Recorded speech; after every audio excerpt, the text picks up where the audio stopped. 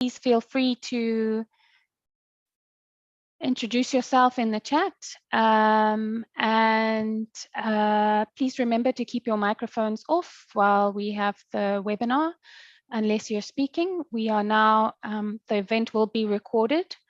You can either put your name and organization in the chat, or you can put it on your profile. Again, please remember to keep your microphone off.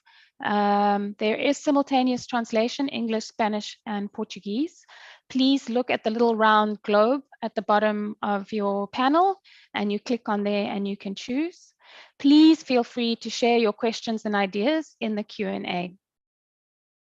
If you want to share the link to any of your, for WhatsApp or for tweeting or Instagram or Facebook, we have put it into the chat. Right, so just a quick note about the simultaneous translation is we will try and speak at a speed that is useful for the translators. So just to bear in mind that if you are going to give any inputs, remember that we need to slow it down just a little bit to enable our fantastic translators today to keep us all on the same plate. So we need a microphone that's on, that needs to be. Sorry, I can't see where the feedback is coming from. My apologies. Okay. Right, so hopefully you can all hear me. Good afternoon. My name is Thokozile Madonko. I'm with the Heinrich Böll Foundation based in the Cape Town office. And welcome to today's Green Hydrogen Pathways to Justice, Perspectives from the Global South. And we are really lucky today to have Fidel Kabub and Gabriela Cabana joining us today as we talk about this. So my job is to welcome you, but also to just bear in mind that maybe green hydrogen is a new topic for many. And I'm going to give you a very quick introduction to kind of some of the key principles of the webinar. Then I'm going to give you a very brief beginner's guide to green hydrogen. And I am saying beginner's guide to green hydrogen. And then we'll turn it over to our two speakers. So just to introduce the webinar today, we really want to encourage you, coming from the diverse and varied backgrounds, that if you are new to talking about green hydrogen and pathways to justice, then bring a beginner's mindset. And if you are an expert to this, we also ask you to bring a beginner's mindset. So to really start from a place of not knowing, so that if we are talking about various issues or designing or solving or creating solutions to things, that we also remember who is at the center of these conversations. So we like to encourage during our webinars, so if you are speaking on behalf of, will you take away today's conversation and share it with them? Or are you a direct person who is directly affected by the conversations taking place around green hydrogen in your particular context? So we also encourage everybody to put the people you're designing solutions for at the center. Especially because this is simultaneous translation, but also because our time is limited, we really want to keep it one conversation at a time. And this is where I'd like to encourage you to put away your email, put away your phones, and to really come into this space across continents, across time zones, across language, to be able to have this one conversation at a time. And then lastly, as we go through the webinar, and we encourage you to use the chat function, is to build on other ideas. So if you hear something that really stands out for you, acknowledge it. Or say, gosh, this is interesting from my sector. I think, we should be doing X, Y, and Z. So we really want to bring you into this virtual room and virtual space today for this afternoon. So why am I here? So partly I'm here because in one of the publications that I was privy to work on, and it referred to an Oxfam report, it talked about carbon inequality, and that the carbon footprint of the richest 1% is 30 times larger than the poorest half of the planet. So part of my interest in talking about and learning about green hydrogen as a pathway to justice is, how do we resolve this question? How can we deal with such high levels of inequality that we already know has huge impacts for many of the communities and places and spaces that we inhabit in the global south? And we know that that poorest half is predominantly in sub-Saharan Africa, but in the global south more broadly. So I just wanted you to take a moment to just reflect on why you are here today. Just a second, write it down, think about it, take a deep breath, put your feet on the floor. Why are you here? What has brought you to a conversation on green hydrogen?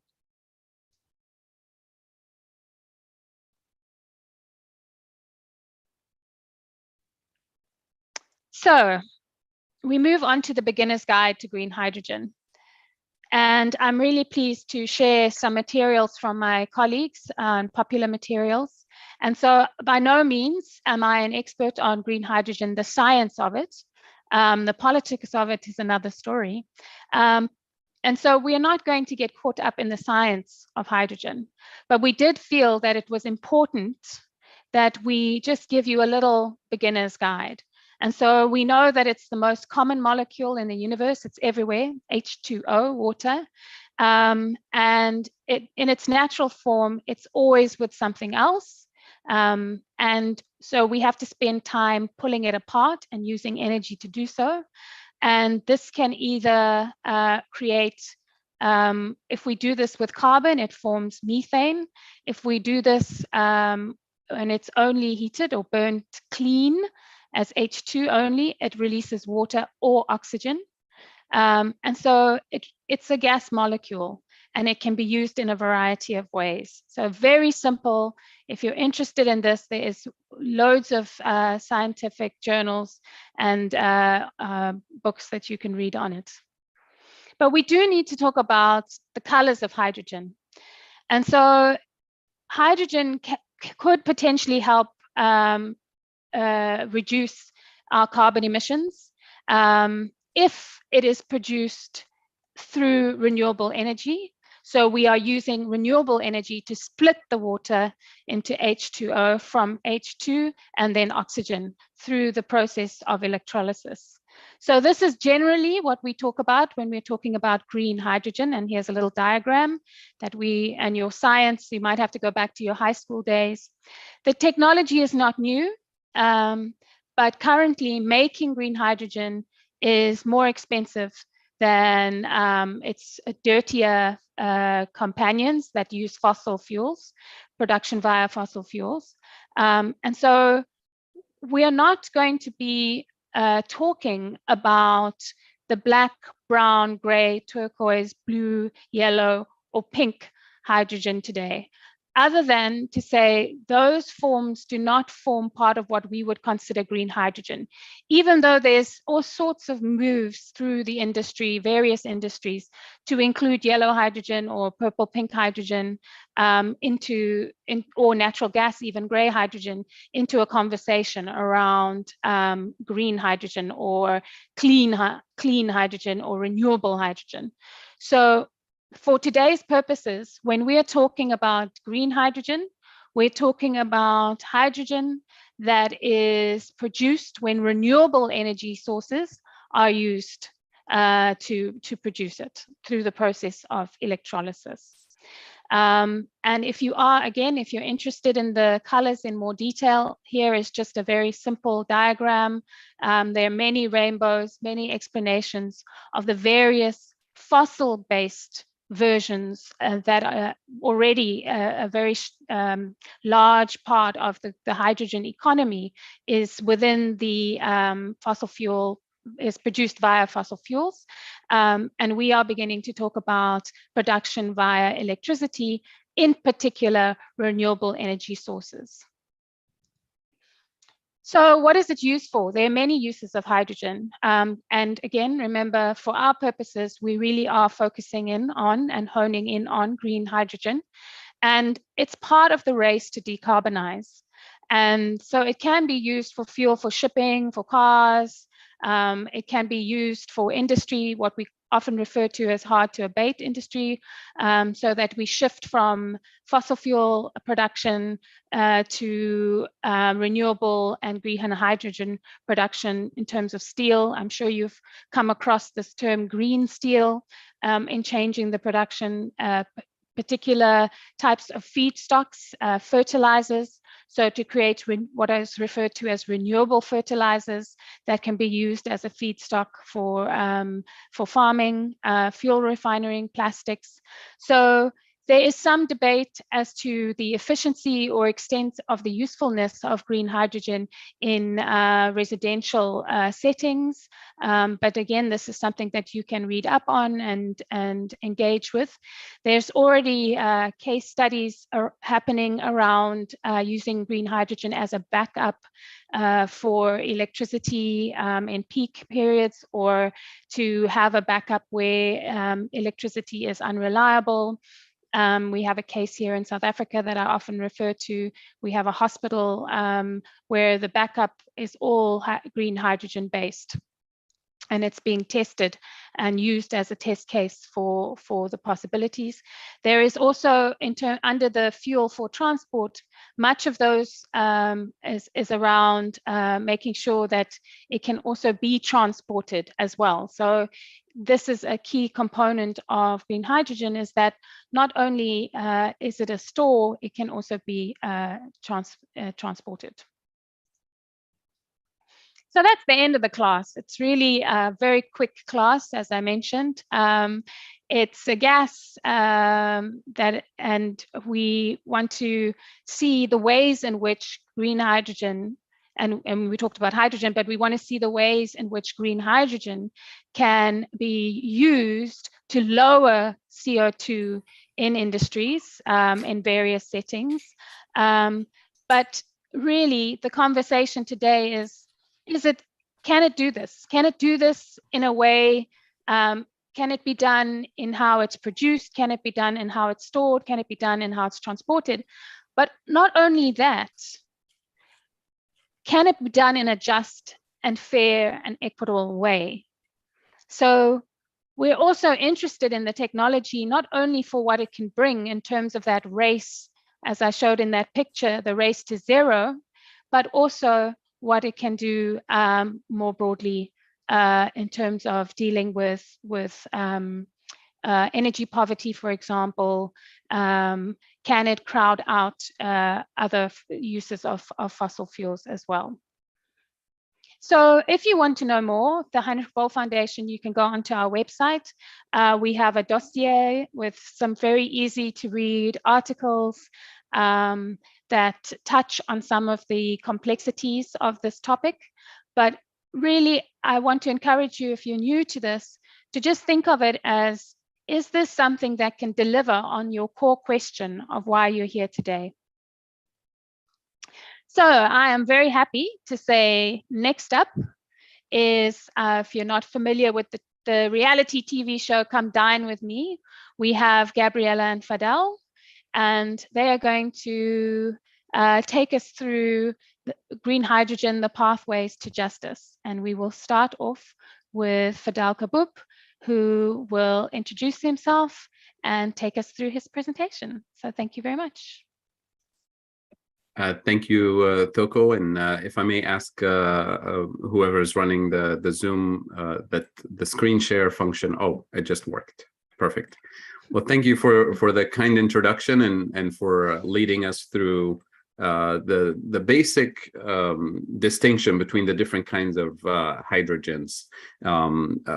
It's a pleasure to be here and to share a few thoughts with you on the role of green hydrogen potentially in our fight against climate change, especially from a global South perspective.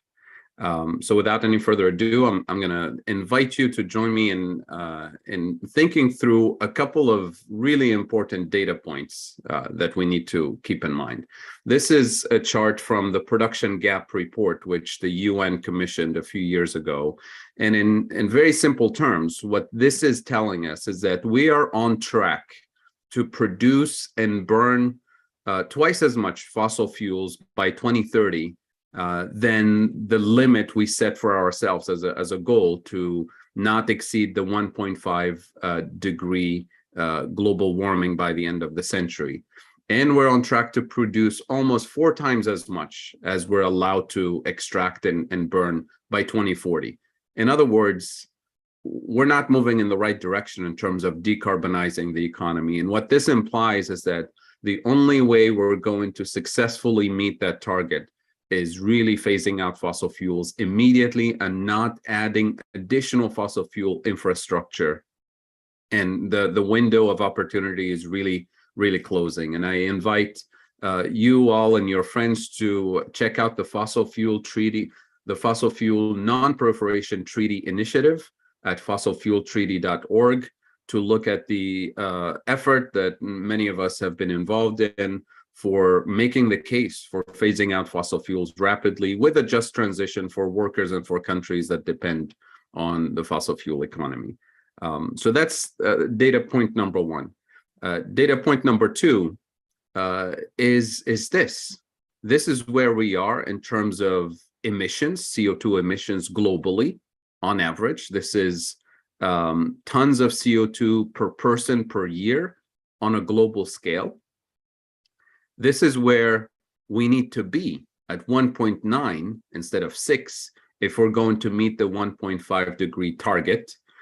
If we're aiming for the 2 degree target, we could be at 4.9. Either way, this requires massive reduction. And so far, the only region of the world that meets these goals at the 1.5 limit would be sub-Saharan Africa. And if we're looking at the 2 degree warming, there's Latin America and Southeast Asia that join sub-Saharan Africa in that category. But let's remember that we have 600 million Africans who currently don't have access to electricity. So we're not saying that we need to eliminate the use of electricity to meet that target. It means that we fundamentally have to restructure the way we produce, transport, and consume things on a global scale. And clearly, as you can see, this is where North America is, this is where Russia and Asia and Europe. So this is where the decarbonization efforts really need to be undertaking on a structural level. So these are the challenges. And of course, I don't need to remind you about global income distribution inequities. The richest 10% of the world essentially control 52% of global income. And this maps out almost perfectly with the CO2 emissions. By the richest 10%, this group is responsible for nearly 50% of all CO2 emissions. This is another way of looking at the inequality in terms of emissions growth by percentile from 1990 to 2019. As you can see, the top 1% is responsible for 23% of global emissions growth. So something fundamentally needs to be done about the excessive wealth maldistribution, which is mirrored in the CO2 emissions responsibility, especially in the global north. And the cumulative effect in terms of who's responsible for the majority of the cumulative emissions since the Industrial Revolution, you can clearly see that it's the global north that has emitted the most over the decades and centuries. And China and India are newcomers, so to speak, and will continue at the current pace, will continue to increase their emissions, especially in the case of China. So it's very important to assign responsibility historically. I'll note here that a lot of the emissions coming out of China and India in particular are emissions related to production, but the consumption of the carbon footprint is really happening in the global north, which is where the biggest markets, consumer markets, are. So that's also a very important component of understanding what a just transition means in terms of reductions of emissions on the consumption side and the production side. And then finally, this is, to me, the most important data point, and I'll simplify it for you. If we divide the world into rich countries and poor countries, and we net out all global financial transactions, that is exports, imports, foreign direct investment, remittances, interest payment, debt payments, charity, foreign aid, all the financial transactions, if we net it out, we find that in the latest data point we have, this green line right here reads $2 trillion. That is to say, $2 trillion moving from the poorest countries to the richest countries. So we're not going to put a dent in climate change. We're not going to put a dent in global inequality. We're not put a dent in any of the structural reforms that are needed when we have a neocolonial extractive system that pulls $2 trillion a year from the poorest countries on the planet. So this has to be repaired. This is a damaged economic system that needs to be reversed. And to me, this is the extension of colonial extractivism, is this neocolonial global trade and financial system. And that's why I always say we cannot decarbonize a system that hasn't been decolonized yet. So when we talk about decarbonizing economies in the global south in particular, we can't neglect the fact that the economies still operate on a colonial and neocolonial extractive model. So the role of green hydrogen can't be plugged into a colonial system, a neocolonial system, and expect it to produce the results that we hope to have from a new technological innovation that's green and sustainable. So the devil is in the detail, and for me, in the global south, the detail comes in the economic system that's still extractive, that's still neocolonial. So the representation, the visible representation of this extractive neocolonial system is the external debt trap that most developing countries struggle with, and it stems from three major structural deficiencies that we have in the global south. So if we don't repair these deficiencies and we just add green hydrogen to the global south economies, we haven't done anything to fundamentally transform those economies. In fact, we're contributing to the continuation of these neocolonial extractive economies with a green label, a green hydrogen label. So the first deficiency is a lack of food sovereignty. Today, Africa imports 85% of its food, the most fertile land on the planet. And that's not by accident. And it's not strictly related to droughts or to climate change. It's a neocolonial intervention that happened in the late 50s, 1960s. As soon as African countries became independent, the European countries, for example, introduced the Common Agricultural Policy, which was designed essentially to destroy the competition in the global south and to reintroduce food sovereignty in Europe. The United States has similar policies, Japan, Australia, and so on. So lack of food sovereignty is by design a neocolonial enterprise.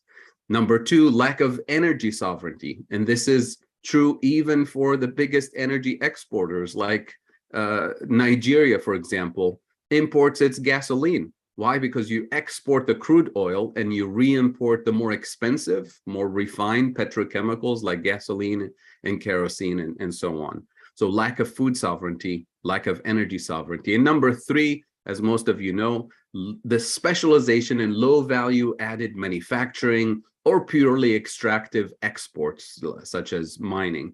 And that means that economically, you're always exporting the low value added content and you're importing the high value added content, the high tech products. So these three components put together produce structural trade deficits. And a country that experiences structural trade deficits its currency loses value relative to the dollar, relative to the euro or the British pound. So you have currency depreciation.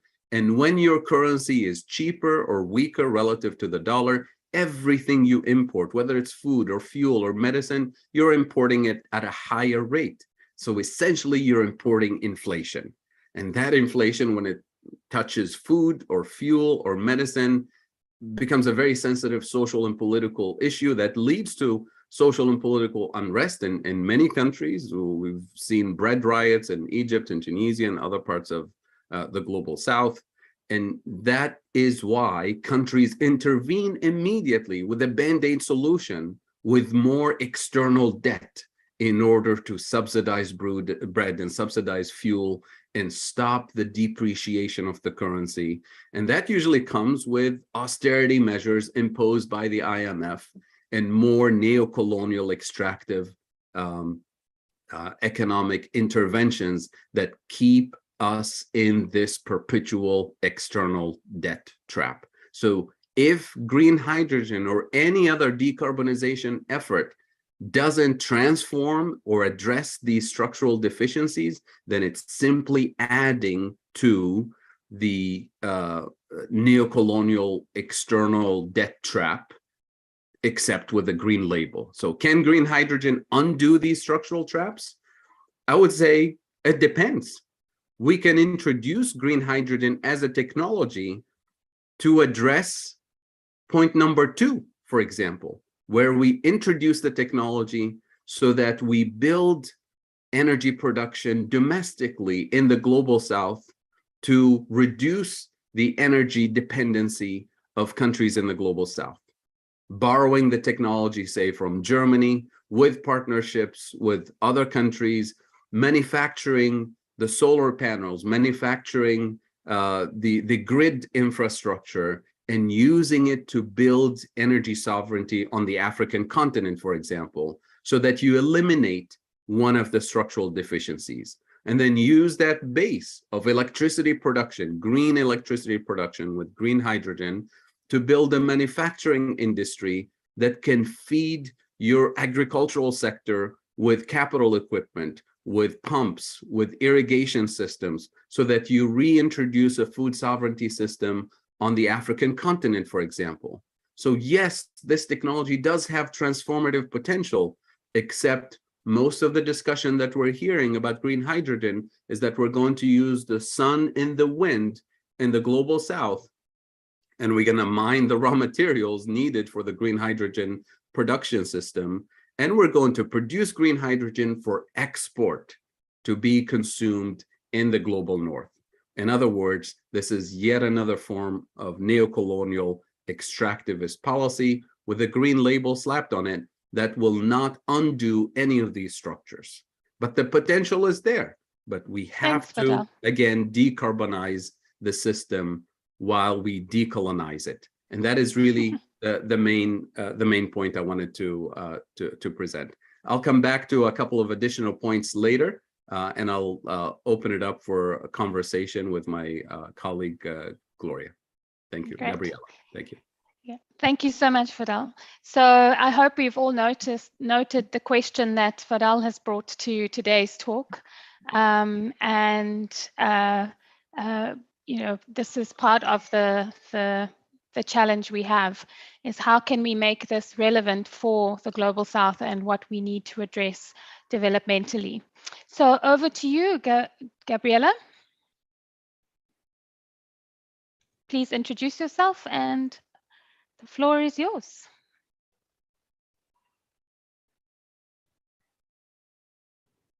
Did we lose her?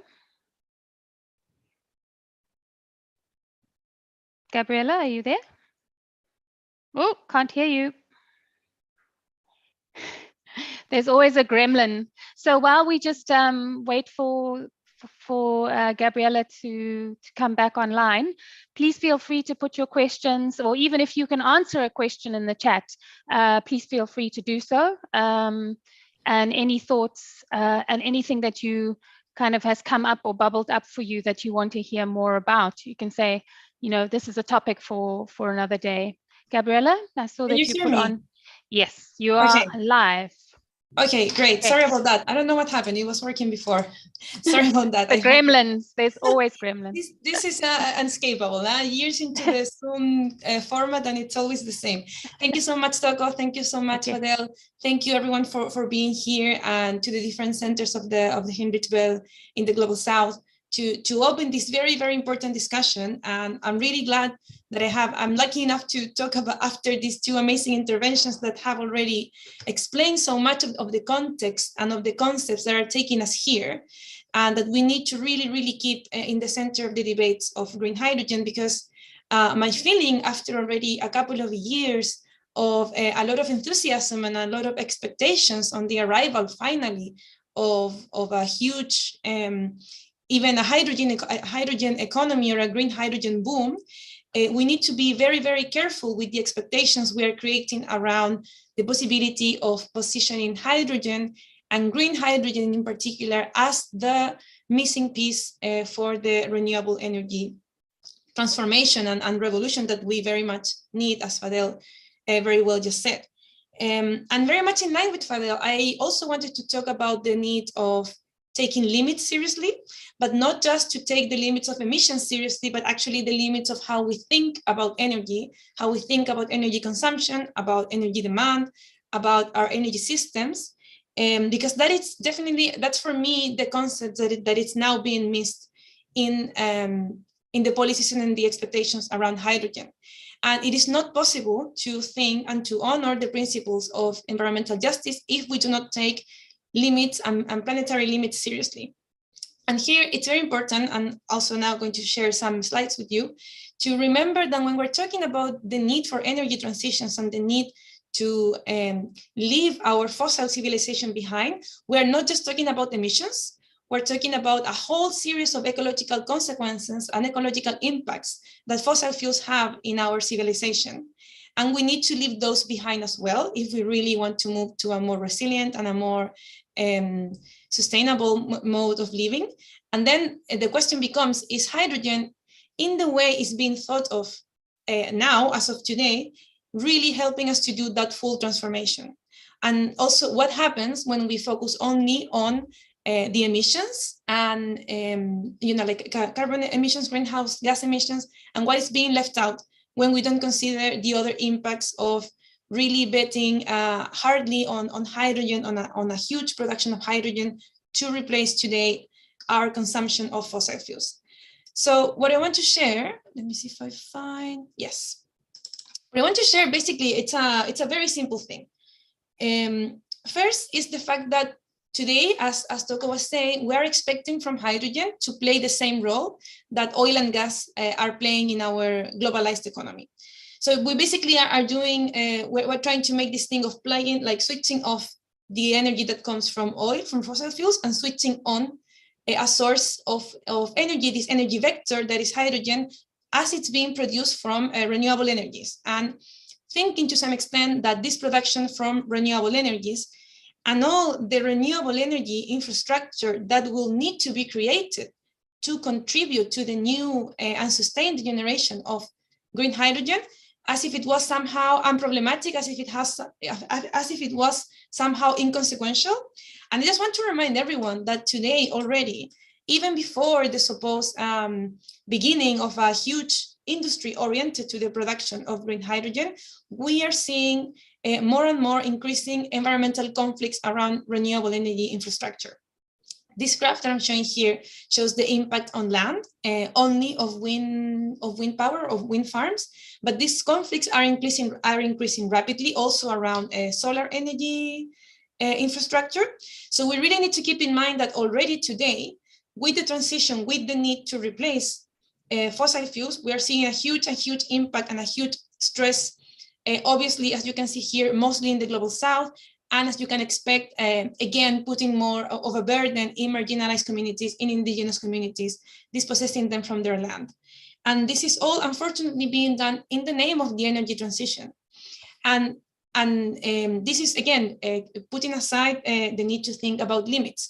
Why are we trying to replace the huge energy demand that we have now, that we can sustain today from fossil fuels that are incredibly dense in energy?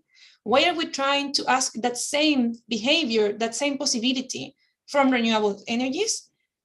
It's a question that we really need to address, because the consequence of trying to do this is really pushing more and more environmental conflicts into the communities, into these lands that are seen as potentially productive in both wind and solar energy. So this is just for you to give you a sense of how this is already happening, and it's only expected to increase if we continue pushing for the installation of more renewable infrastructure in association with hydrogen production. And the next one, also what I wanted to share, something that Fadel also said, is that we don't only need land, we need stuff, we need materials to build the renewable energy infrastructure. Renewable energy, the power of the sun, the power of the wind, is very much always explained that they are infinite, they're abundant, they cannot really be exhausted. But when we think about collecting the energy from, say, the sun and the wind, what we really need to think of is the bucket, in which we are collecting that energy. And that bucket is very much material. It has a high demand for rare elements, as you can see here, a demand that is now being expected to exceed by large quantities the reserves that we have. It also demands other materials like sand, that also have an incredible environmental impact.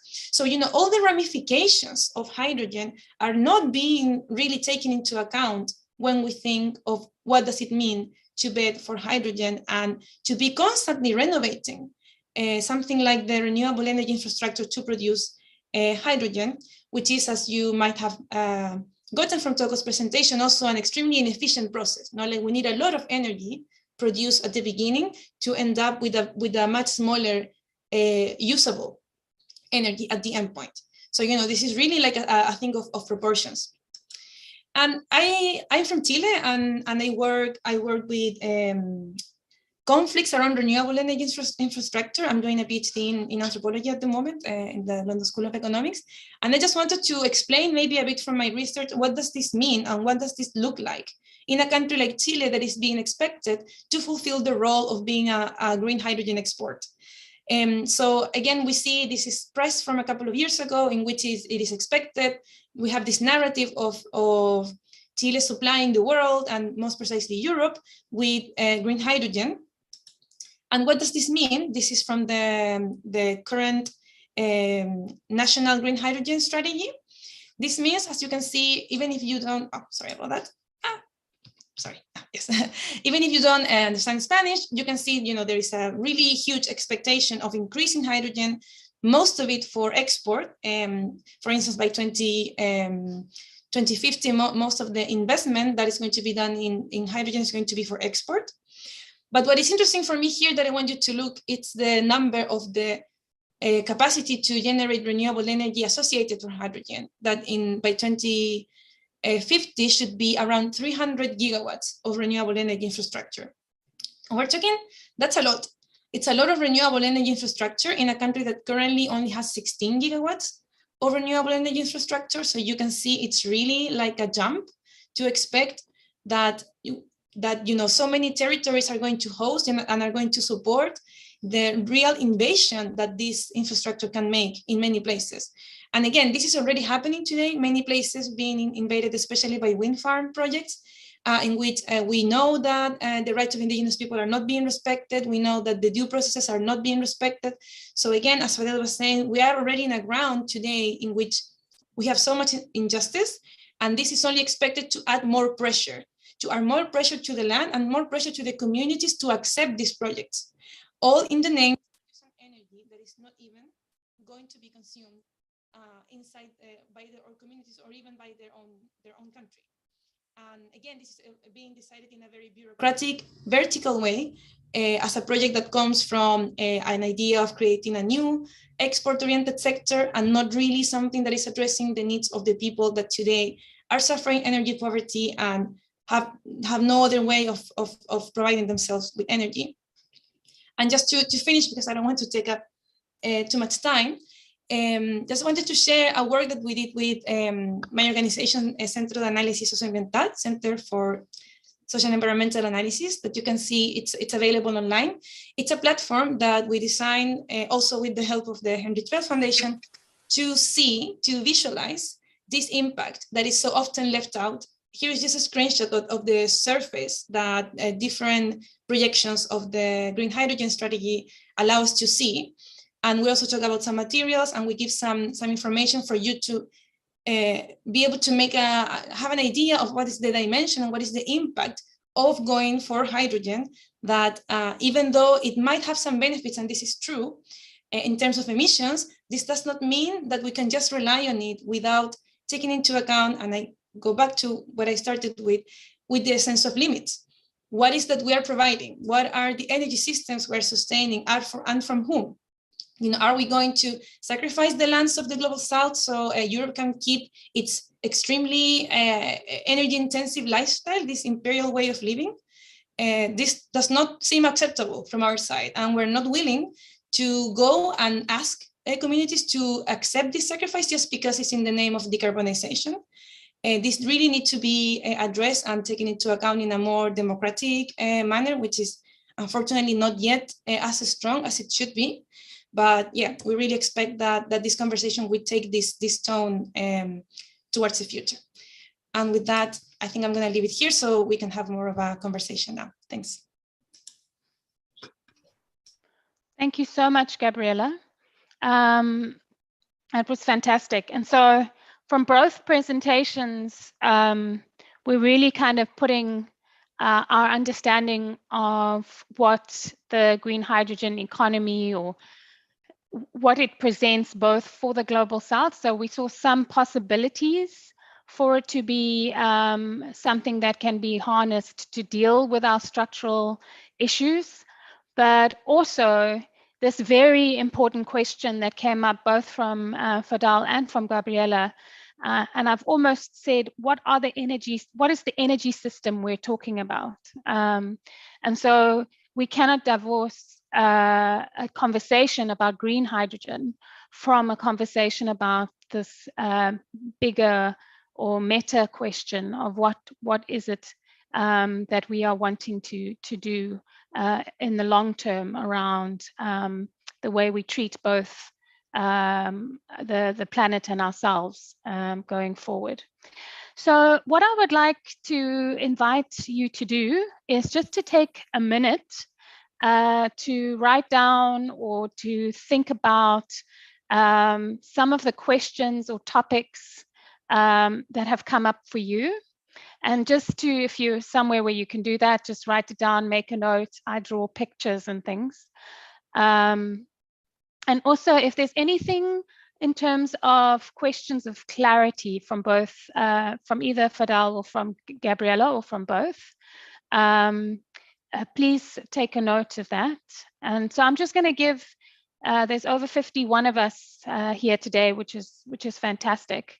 And we've now got a good just under 40 minutes to have a conversation around this topic. And so I really want us to try and remember to have that one conversation at a time. And so really try and develop your best question. And remember, there's no right or wrong, there's no knowing or not knowing, just is this the best question I have for today and want to share? So I'm just going to give you a minute to do that. And I didn't prep to play music, but that's probably a good thing.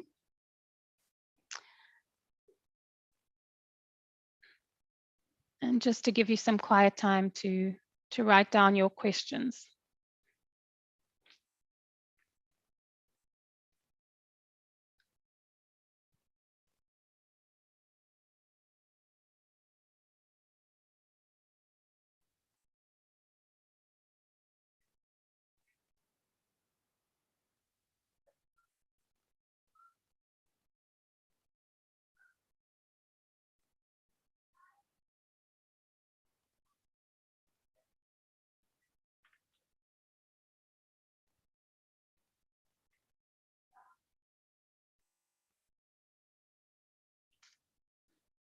All right.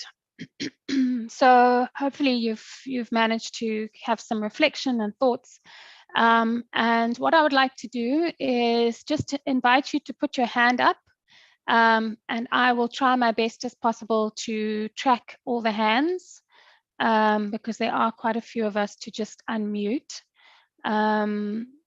And please, if you would like to ask a question or share some thoughts, I will, if you can give me permission, I will watch the time so that we can get as many inputs as possible. So whoever would like to start, please feel free to put your hand up. That's at the bottom. You go to, where is it? Reactions, raise hand. You'll see the little raised hands ones. Please feel free to raise your hand.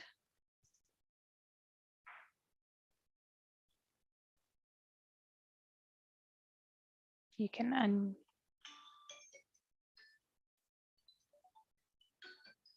my timer keeps going off. Okay, perfect. So I see, I apologize for the pronunciation, Joelison Costa, and then Ulrich, and then Gloria. Joelson, if you want to unmute. Joelson Costa, FNPA. Bom, bom dia a todos e todas. Vou falar português, não sei falar inglês, mas vou falar devagar para a tradução funcionar bem. Bom, primeiro parabenizar a iniciativa desse webinar, parabenizar também pelo tema do mesmo, porque é um tema que, de fato, é muito instigante. Porque todos, creio eu, que todos e todas sabemos que um dos principais problemas dos empreendimentos de geração de energia são justamente os seus danos socioambientais, as injustiças socioambientais que esses empreendimentos, nos seus processos de implementação e também, em muitos casos, de operação, acabam provocando nas comunidades e até mesmo em escalas maiores, alcançando até mesmo cidades inteiras. Então, o tema, ele de fato, ele é bem pertinente. E aí, a minha pergunta é justamente a primeira seria essa. Quais seriam, assim, os caminhos para que esse novo vetor energético possa gerar menos injustiças socioambientais do que as outras fontes, né? Inclusive fontes renováveis, né, como a solar e a eólica, em especial aqui no Brasil, que, por mais que sejam fontes renováveis, né, infelizmente causam bastante injustiças socioambientais. Eles são implementadas, infelizmente gerando. Então, como evitar que coisas como essas, que acontecem em outras fontes, aconteceu muito aqui no Brasil, no caso das hidrelétricas, e vem acontecendo agora, infelizmente, no caso das eólicas, principalmente. Então, como evitar que com o hidrogênio verde aconteça o mesmo, né? Essa seria a minha primeira pergunta, né? A segunda me fugiu agora, sim, mas assim que eu lembrar, eu volto a levantar a mão, se me for permitido. No problem. Obrigado. Perfect, thank you. Or you can drop it in the chat. That's great. And then I had Ulrich. Sure. Hi, Toko, and hi, everyone. Can you all hear me? Yes, perfectly. All right. Thank you so much for such a lovely kind of start to the topic that's always close to my heart. It's like, what is this going to mean for us? My biggest issue or my biggest question, because this kind of green hydrogen crisis can be an opportunity. It's kind of a tricky question. Would we be able to use the rollout of green hydrogen technologies, including the renewable energy aspects, as a form of initializing reparations for all of the atrocities that has been done by the global north for the past 300 to 400 or however many years. Reason being, they are now at a point where they actually need us. They do not have the resources to properly generate this green hydrogen that they so dearly want. But what they forget is we truly, truly need actual level playing field, and we can use this rollout to equal the playing field. But I'm afraid that capitalist notions of people not getting anything whilst their lands are being plundered might repeat itself in the name of now this new green hydrogen. So is there a way in which we can, like, I don't know, get some legal binding so that there's actual proper social change and getting the globe basically on a level playing field so that we are all equal and facing the future together? Thank you. I hope it's not too complicated. That's great. Then we have Gloria and then Karen, and then we'll close this round, get a response from Fadel and Gabriela, and then we'll have another round. So Gloria. Thank you, Toko, and thank you, Gabriela and Fadel. It's been very interesting to listen to you. So actually, I'm going to read one of the questions in the chat, which is what I wanted to ask, basically. And this is a question from Ataibe Mota. Sorry if I didn't pronounce it correctly. She said, or he said, I'm not sure. At this point, what measures could be sought by civil societies from the Global South to create mechanism tools to prevent, monitor, or control the race to zero emissions to be grabbed by capitalist business, Global North, large emitters? This thinking in that this is an industry that is already being developed and is advancing very strong. Thank you. Thank you, Gloria. And then Karen. Thanks so much for two really great presentations. My question has to do with, I guess, the use of green hydrogen and the emphasis on green hydrogen for exports. So I completely agree that, of course, green hydrogen in the first instance, and actually even before that, renewable energy should rather be used first to address the development needs of the country in which it is being generated, and addressing energy poverty that we know is very widespread in the global South. The problem is that nobody's really interested in paying for that. So we're being offered a lot of loans and a lot of agreements that have to do with developing the sector for the purpose of exports. And I guess I'm just wondering, you know, and I kind of, it results in something that I kind of like to think of. It almost feels like a electricity trickle down, right? So, you know, maybe a country will sell some green hydrogen and then make some money, and then they can use that money to build a little bit of electricity for themselves. But obviously this, you know, this is the status quo, but it's not what we want. So I guess I'm just wondering, are there ways of getting around these structural inequities? Is this a moment, a bit like Ulrich said, you know, is this a moment where actually we can flex some muscles and use our leverage? And also, I guess, what would a green hydrogen deal that would lead to greater justice look like? Thanks. Great, thanks, Karen. So I see Fatima, and we'll take it for the next round. So I have noted your hand. So Fadel and Gabriela, you've got a tricky job here.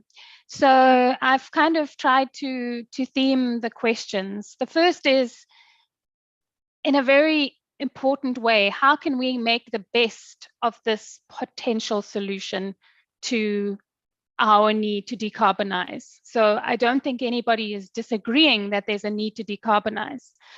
The question is, decarbonize how and for whom and by when, for who? And then you have Ulrich who's asking, okay, but on top of that, we've got the justice issue around redistribution, reparations. This is about development financing or cooperation. These are the kinds of multilateral, bilateral engagements. Are there ways in which we can learn from other crises that we can piggyback or try and push this issue around green hydrogen to begin to resolve those questions? And then the last question was a little bit about this race to zero emissions. How do we prevent it from being just a trickle-down economics or a kind of mirror image of the fossil fuel industry? So easy questions for both of you. Maybe we'll start with Gabriela and then Fadel. Thanks, Toko. I feel like I need like a full, I mean, this could be, we could be talking hours about this, no? But maybe, okay, let me allow to make some points on what I think maybe I have the most knowledge, or I have some clues. I mean, on the one hand, I just wanted to go back to something that Ulrich said, that is very interesting, that you refer to this narrative of, well, now they need us, like, you know, now they need us for fulfilling their hydrogen targets, but like they always have. Like the extraction has been there since the beginnings of capitalism. Like the whole richness of Europe is the plunder of the global south. Like quite literally, quite materially, you walk in the streets of London and of other cities, and it's literally from, you know, the mines of Potosi and you name it. Like this is not new. You know, and like, again, we're being offered the same bargain. You know, we're going to bring you technology, we're going to bring the money, we're going to bring, you know, what they have because they have the power.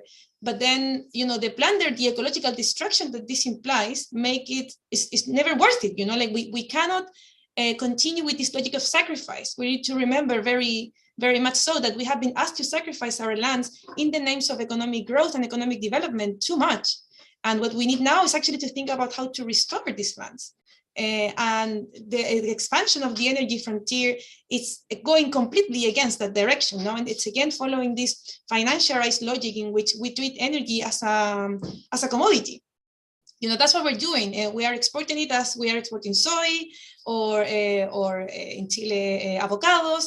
And this is the problem. No? So I would say the answer to address really how this can contribute to living better without destroying the environment, is to take it the other way around. So not start by how we fulfill and we sustain the existing extractors of finance, and start from the ground up, and to go and engage what communities today are doing to provide for themselves. And I think there is a lot we can learn from. I'm speaking from Latin America, of how, for instance, communities already have decades or centuries of experience on how to provide water, for instance, drinking water. They know how to do it. They don't need to be big corporations that provide for these basic services. There is a lot of knowledge in cooperative work in communities that does not require centralized management and does not require transnational investment. And maybe we can learn from them how to do something similar with energy. I think there is still a lot to do, but it is true that no one is interested in putting money there because it's not a good business for anyone. Energy autonomy from communities is never a good business, obviously, because you are making them independent. You're cutting them off as clients. So, you know, this is really like a political decision of what we really want to support, where are we really going to put our money to promote what kind of world, you know, a world in which people can be more autonomous, can be more resilient, and can have more independence on how they deal and they live with energy, like the role energy plays in their life. Or we're gonna make, again, them part of a larger global supply chain in which our value comes in how much we can contribute to the needs of those, you know, that have the power of capital, basically. So I don't know if this it's helpful. I think the answer is always we need to organize and we need to make these points very strongly, and we just need to keep pushing for it and not be convinced that our sacrifice, the sacrifice of the land and the people, is the only way. Beautiful, thanks, Gabriela. And I think that also helps with one of the questions in the chat around you know, how do we combine this conversation around decarbonization, but also remembering the importance of land use and how we use land. Fadel? Oh, thank you, Gabriela, for your thoughts here. I completely agree. I'll start with the story I learned from one of my teachers when I started in grad school thinking about colonialism and neocolonialism. He said, picture this country or this region of the world that is a slave society. And people look at it and they say, oh, it's terrible conditions. They use fossil fuels and it's a poor country. And well, we need to improve the situation here. So here's what we're going to do. We're going to decarbonize this economy. And we're going to democratize it. We're going to allow the slaves to vote for their slave masters. And we're going to change the technology from fossil fuels to renewables, and life will be better. But don't question the fact that this is a colonial slave society, right? So this is what we're trying to argue here, that the economic system, the underlying foundation, is still a colonial and neocolonial extractivist model. And we're saying we're going to democratize it and decarbonize it and make it a little bit more just, but without questioning the foundations of that economic structure. So yes, we will introduce the green technology. We will allow the Global South to use some of it for its own use, but not to fundamentally become energy sovereign, not to fundamentally become food sovereign, not to fundamentally become actual competitor in global manufacturing. We're just allow you to be the assembly line for the high-tech industries that we produce in the global north. I'll give you an example. Take a block of 30 some countries in Africa, for example. They have all the raw materials needed for the manufacturing of solar panels, wind turbines, green hydrogen technology. I guarantee it. Well, we can look at the actual mineral contents and so on.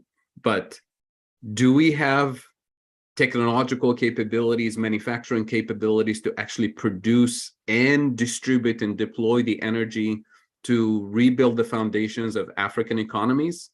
We don't, right? This is where partnership with the global north in terms of technological know-how and manufacturing capabilities can become transformative if it's set up on African terms, with the intention of truly deploying renewable energy and transforming African economies as a priority, with the surplus production destined for exports, right? But that is not part of the conversation. The conversation is, we need your minerals, we need your sun, we need your wind to manufacture this and to export the energy to the global north, so that we in the global north can feel better about our high level of consumption and waste without changing our standard of living.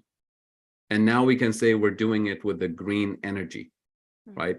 That is fundamentally the big problem. And that's why I started the discussion here with one data point, which is the $2 trillion moving from the poorest countries to the richest countries.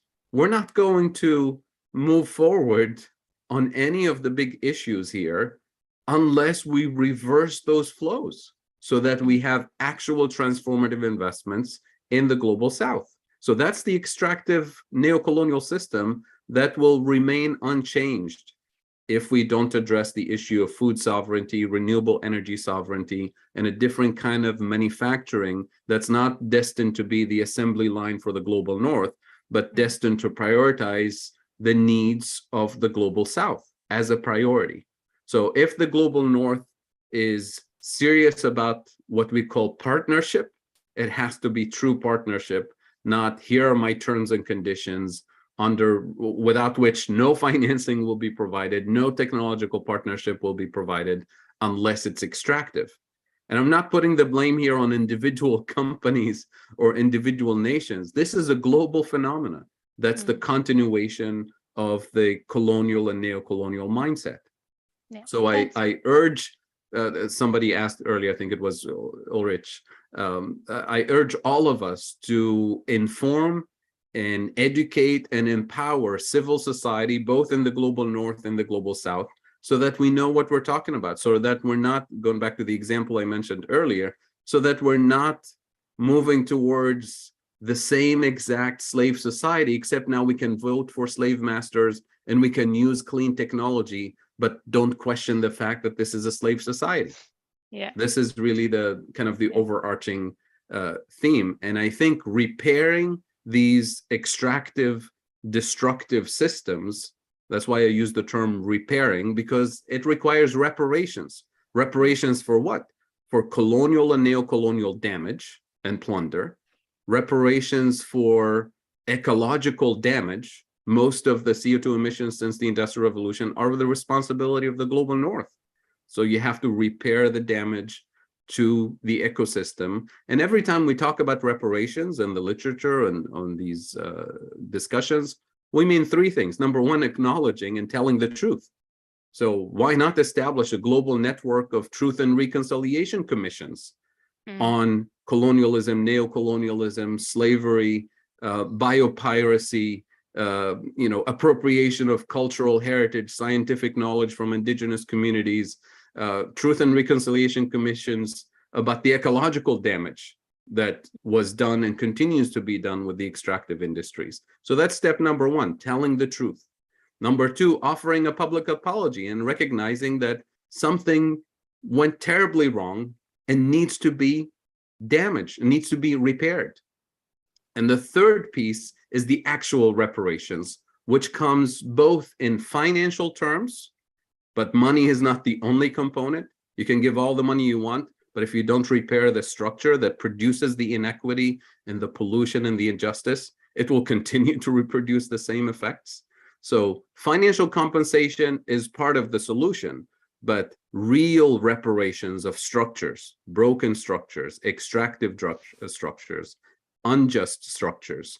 So that comes in the form of reintroducing food sovereignty in the global South, reintroducing renewable energy sovereignty in the global South for the global South, not for exports as a priority, and repairing the system that sucks $2 trillion from the poorest countries. So redesigning the global finance and architecture system so that it's more just and equitable for the global South. That's true reparations for me. So that's why we're not going to decarbonize the system successfully unless we decolonize all of these structures that I'm describing here. And that's going to be the responsibility of a global conversation. It's not meant to be for individual companies to do the right thing in a system that's designed not to do the right thing. And these conversations, these webinars are really meant to empower civil society, think tanks, academics and activists with the right set of tools and narratives to push back against the establishment narrative of we're going to decarbonize the system with this cool new technology that we invented, but don't dare question any of the other structures that produce the inequities. Thanks so much, Fidel. One of the things that we were talking about the other day is that, in the UK, they use this term leveling up. And we were saying in some places there needs to be a leveling down, and in other places a leveling up. I'm quoting right. Karen, actually. So we had Fatima, and then if I can just ask Gabriela and Fidel, if you can have a look at the chat, if there's anything that's come up. And again, I apologize if we don't get to your comments or your questions this afternoon. We are noting them and noting the time as well. And what I wanted to do is just give Fatima a chance. And then I have summarized one or two things that I thought would be a nice way to close up the conversation this afternoon, if you allow me to do that. So Fatima, if you want to go. Thank you very much, Joko. Fidel and Comrade Gabriel, nice to see you. Well, hear you again, Comrade Gabriel. So I'm in complete agreement with everything that you said, but I guess where I get undone a little bit, Fidel, is this question of how do we undo the system, right? Particularly because you coined it so well, our masters who we voted for are captured by the global North and industries. We know institutions like the UN are captured, right, by corporate interests. So then it begs the questions of what the alternatives are. And I think both states in the global South and in the global North have done a very good job in trying to keep people in their slave-like conditions, right? And very deliberately so. So how then do we move beyond this? Because, you know, civil society, and I agree with you, can work towards trying to, you know, to show the bullshit up, to show the greenwashing for what it is, right? To show the reality of what exploitation would look like for poor Black women in rural communities. But I sometimes struggle, and I was hoping that you both would help me conceive of. It's hard when people are really struggling for food, like you said, you know, and then you've got countries like, you know, in the global north who will, if you threaten them strong enough, will come up with pseudo wars. You know, let's fight against terrorism. Let's fight against, you know, whatever bullshit they want to come up with so as to get the resources from your country, right? So even if there was enough civil mobilization to try and disrupt or counter those powers, there's always interference in favor of the status quo.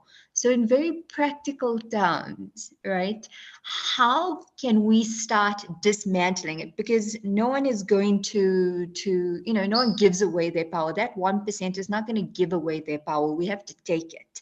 And that means very, you know, we have to be honest about who actually pays the cost for that, right?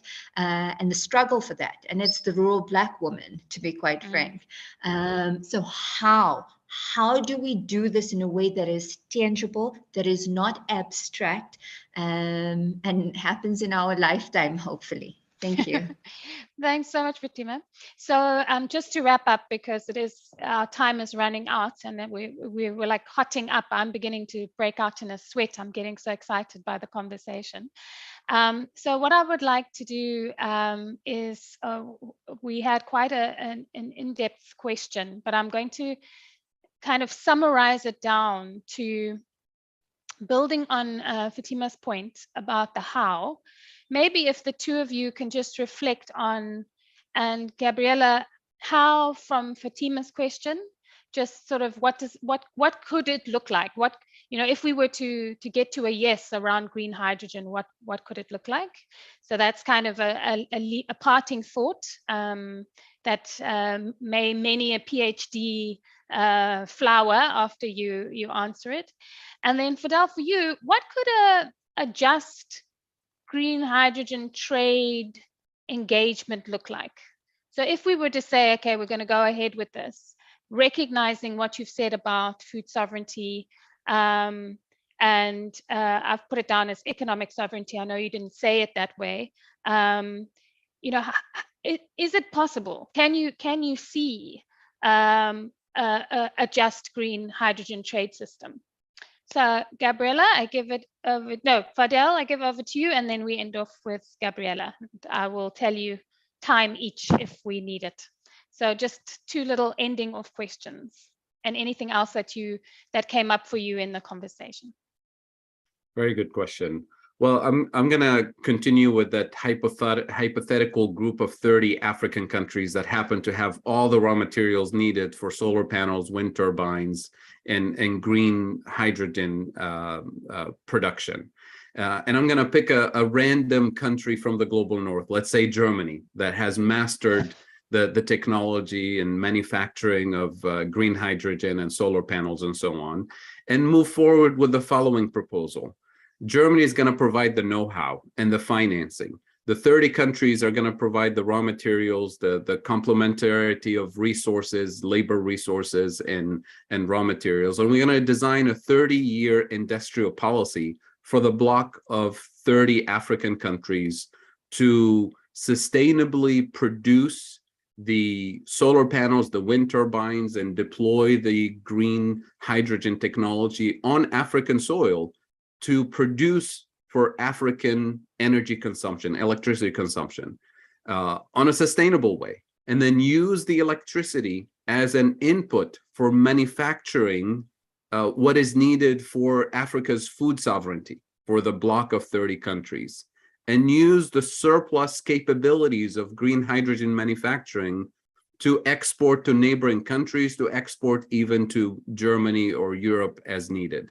And this way you have a true partnership that's not meant to extract primarily for consumption in Europe, but is designed primarily to transform the economic structures of those 30 African countries that in the past have only provided the raw materials and didn't really benefit from any technological transformation in a meaningful, transformative way.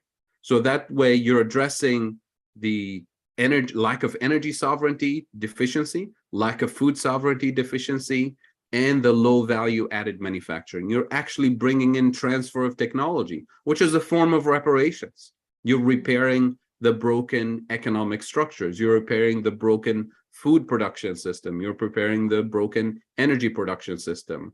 And the financing, we have to be very clear. The financing has to be called what it is, not loans, not trade, but reparations, as in compensation for damage done to the ecosystem by the global north.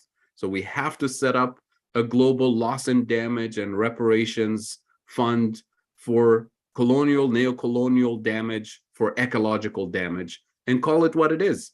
And that's the way to decarbonize the system. I'll close with another example, which a lot of people are talking about now, decarbonizing transportation in the global north, replacing all the cars that are producing emissions with electric vehicles.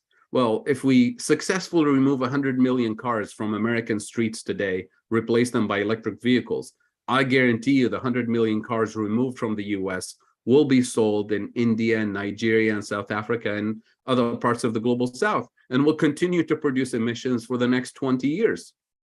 We haven't solved the problem, so we have to have a real conversation about what is the purpose of transportation. It's getting from point A to point B safely, on time, conveniently. So we need a public transportation system that's decarbonized, both in the global north, but especially in the global south. Who's going to deploy it? Who's going to pay for it? That is also a form of reparations. And this way, we're actually decarbonizing the system, not shifting emissions from the global north to the global south, and then saying, you, the global south, figure out a way to decarbonize your economy.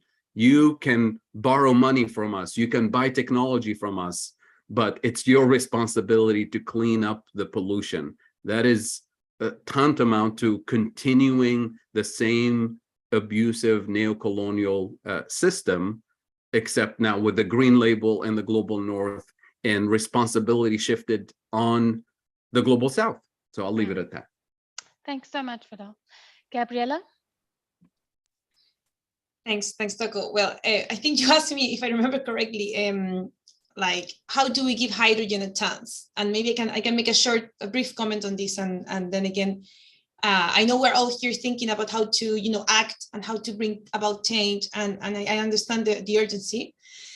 On the one hand, like I would love hydrogen to play a significant role. I think it's the question that hydrogen is trying to answer. It's an important one. We need to decarbonize. There's no doubt of that.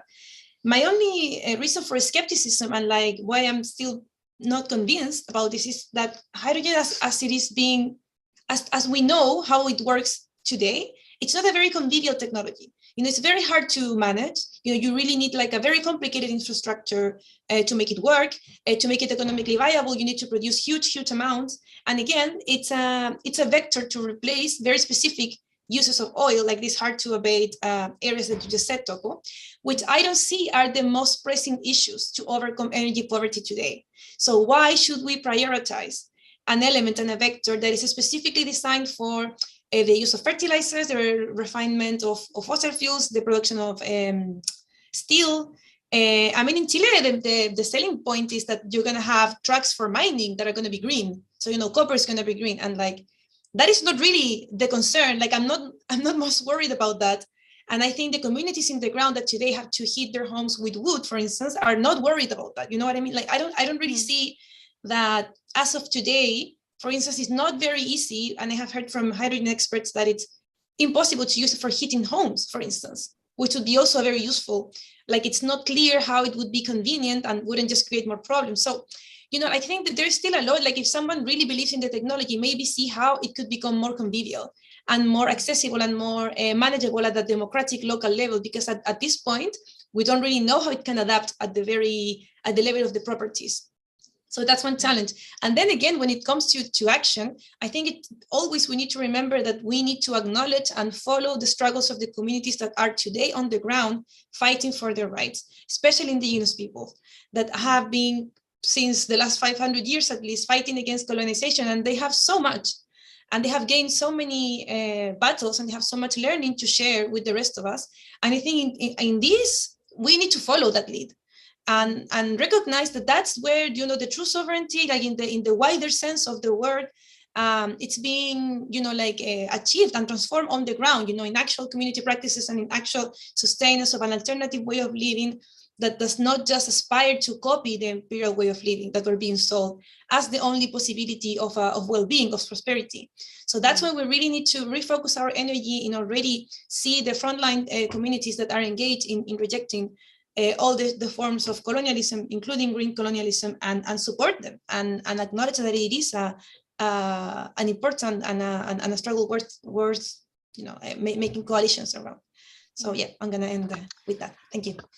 Thank you so much. And, you know, I was biting my tongue because there's also quite a lot we can learn from COVID, of course, that there are many parallels about what needed to look, what the world needed to look like in order for us to have been able to manage the pandemic, and who was impacted most badly by it.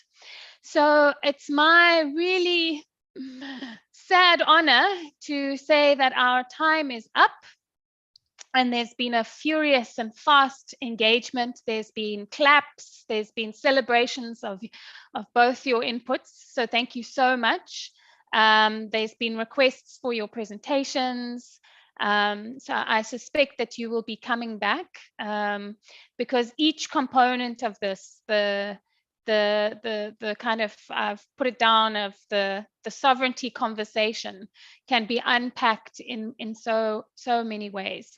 So for those of you that were a little bit quiet or didn't get a chance to give any input, please feel free as you leave to put down your thoughts or any questions so that the team that arranged this can prepare for the next one.